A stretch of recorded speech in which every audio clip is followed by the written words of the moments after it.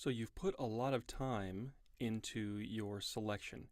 Frankly, anything over 30 seconds or a minute is a lot of time. And we need to prepare for disaster. And we need to prepare for other things as well, like being able to share our selection with other people. So what happens is, at this time we might do something like we might make an adjustment.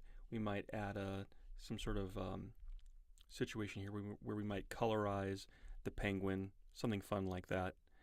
And notice what happens here. It took our selection and turned it into what this thing is over here. It's called a mask. I'm going to do a whole demo on that later. But I just wanted to show you that. Actually, I'm going to undo this. Command Option Z. There we go. I want to keep my marching ants in place.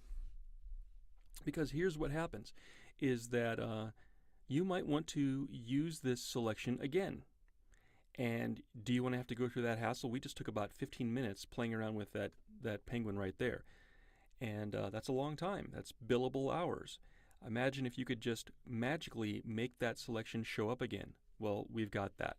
So we're going to go to the Select menu up here and go down to this thing. We're going to save our selection.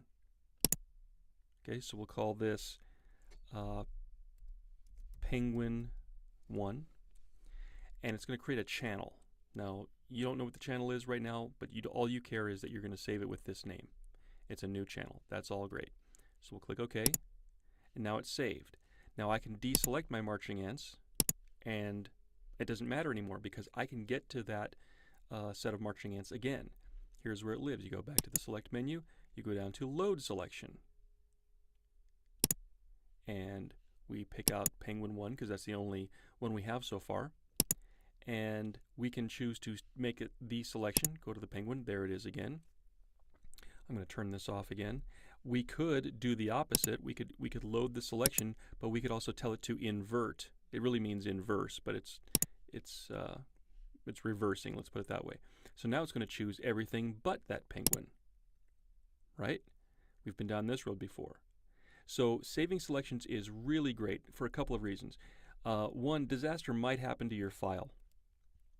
There was a friend of mine who was working on a really complex thing. He had already put like maybe an hour and a half into making some really cool selections, and he decided to go down to the kitchen and grab something to eat.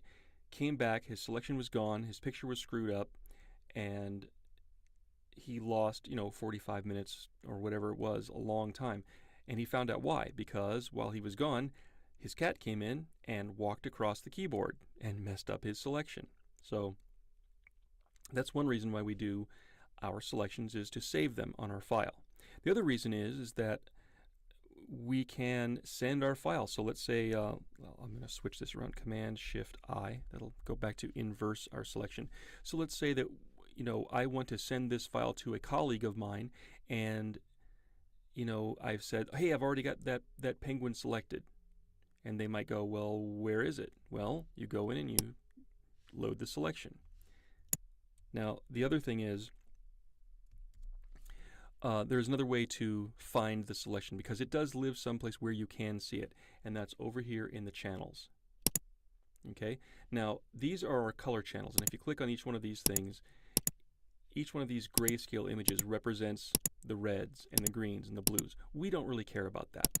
But besides having our red, green, blue channels, it also is a place to store these kinds of channels, and that is our penguin. Okay, so we can have that going on. Now, if you wind up with this kind of thing happening, okay, all you got to do is just turn all this stuff off. Well, actually, we want to just click on RGB. That's the one that fixes everything. And just keep this. Well, it's very confusing, isn't it? RGB, there we go. And then penguin, there we go. So it isolates the layers. I should say channels. And by the way, the official term for this kind of a channel, when it's like this, is called an alpha channel. And alpha channels, this whole ability to say a black and white mask like this of a selection is one of the most key and important things that's happened to computer graphics in the last 30 years.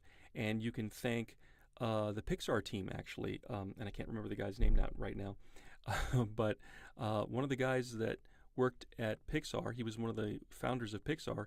He basically invented this whole concept of doing a mask like this. In fact, this is actually kind of cool looking at this in this alpha channel mode, because you can see where maybe you can repair some stuff. So for instance, I can still use the paintbrush, use a bigger brush here, and I can paint that selection. So in case the tools that I was using with the color channels didn't quite work out, I can repair them here.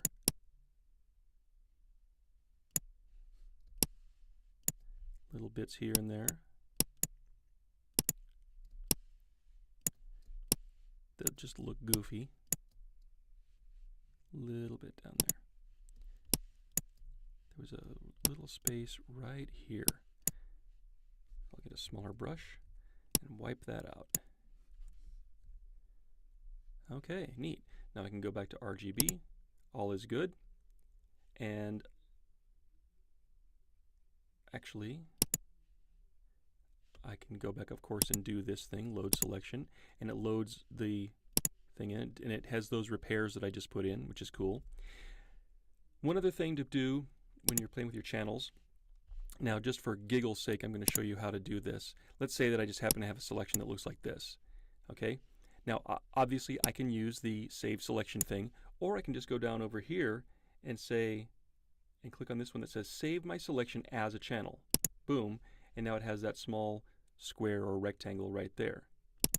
That's what it looks like. I can deselect my marching ants. Okay? Or I can go to Penguin. Either one of these things. Notice I'm not clicking on the visibility icon. I'm really just clicking on the name of the channel or even the thumbnail for it. Okay? And then when I go back to RGB, I could turn these things on, but it's kind of pointless. It doesn't really do anything for us. So if you get into a jam where you see the masks when you shouldn't, just go back and click on RGB and you'll have access again. Okay, now the other way to reload these things is I can just drag this channel down to the first icon at the bottom, and that turns it into marching ants. I can do the same thing with this alpha for the square. Does the same thing. Either one. So learn how to do alpha channels to save your selections, and you're going to be far ahead of most everybody else.